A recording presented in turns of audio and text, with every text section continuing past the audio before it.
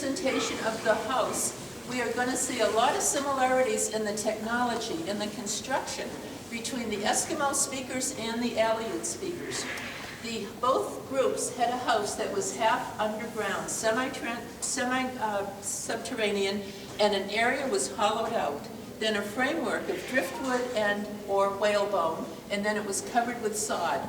So we're going to see that same basic construction for the Eskimo speakers as well. But there were differences. One of the main ones is the Aleuts, using driftwood, formed this kind of a ladder and went out through the roof. We're not going to see that with the Eskimo speakers. Another difference could be that it was much larger, and you could have two of these in and outs, and you could have nuclear families living along the side, mats separating their spots, and common work areas in the middle. Now, in our house, we've got gut was used for containers as well as for the clothing. We've also got bent wood technology. Now, all of our native people did something with bent wood, and that means that using their hunter-gatherer tools, they would shape the wood and then steam it.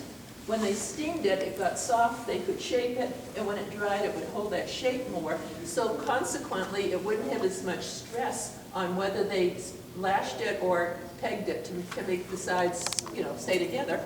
And then they'd have to fashion the bottom of it. Now, the Aleuts were the first of our indigenous people that had contact with the newcomers, and that was the Russians. In 1741, which was before our American Revolution, Vitus Bering came across Russia. Took him 3 years on foot, horseback and whatnot, but 3 years on land, so he could build his ships on the Pacific side. He built 2 ships, they sailed to their east, and one of them actually landed on Alaska, and the naturalist that was with him saw a jaybird. Now, this naturalist named Steller knew there were no jays in Russia, so that's when they knew for sure that they had a new continent. Before that, they suspected, but they didn't know for sure. But Steller had seen a picture of a jay in an Audubon book and said, this is North Carolina, United States. And so, or America, I should say, we weren't United States at that point.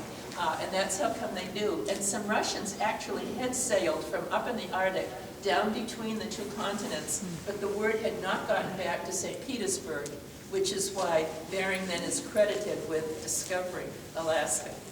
Now, Bering himself, when his ship went back to Russia, it shipwrecked. He himself died, but his men went back with the furs, and all of us, the fur rush was on.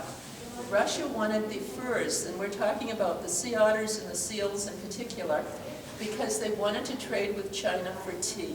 China wanted the furs, Russia wanted tea, Russia developed a taste for tea. Think of all those samovars, and they could not grow their own because they were too far north. And so Russia was always here commercially. They were here to trade. They were not trying to expand their country and say, oh, let's make Russia bigger and stuff. It was commercial. And so men started at the far end of the Aleutian chain over toward their west, always moving toward their east and forcing the Aleuts to do the hunting for them. Of course, this was very difficult for the Aleuts because they didn't have guns. They were basically enslaved. And around 1800, which is after our revolution, then some things happened. Russia realized that they were wiping out the animals, and so they started protecting areas. Sort of, we're not going to hunt around this island this year because we want the animals to have a chance to reproduce. They also got the clergy involved, and the Russian clergy of the Orthodox persuasion, which was a little bit different from the Western Roman persuasion. They felt it was their job to be a little bit nicer to the native peoples, and that meant learning their language, developing an alphabet, and teaching the Aleuts in Aleut. Cyrillic, but in Aleut. And this is different from later missionaries that we heard about. The other things that happened around 1800, all of this is rough, was navigational aids improved. They got the chronometer so that sailors knew where they were going east to west. Also, they figured out scurvy, and that meant that they could take their ships from St. Petersburg, which is on the Atlantic side of Russia, all the way down around Africa and come up into the North Pacific, and that was a lot faster, more economical, and less loss of life than doing it from the Siberian side over. And so during the 1800s, there were about 80 voyages from St. Petersburg on the Atlantic to the North Pacific. Now, the other thing that happened around 1800, is they got down in southeast Alaska to what we now call Sitka, and they set up company headquarters there. So let's talk about that. It's where the Clinkets were.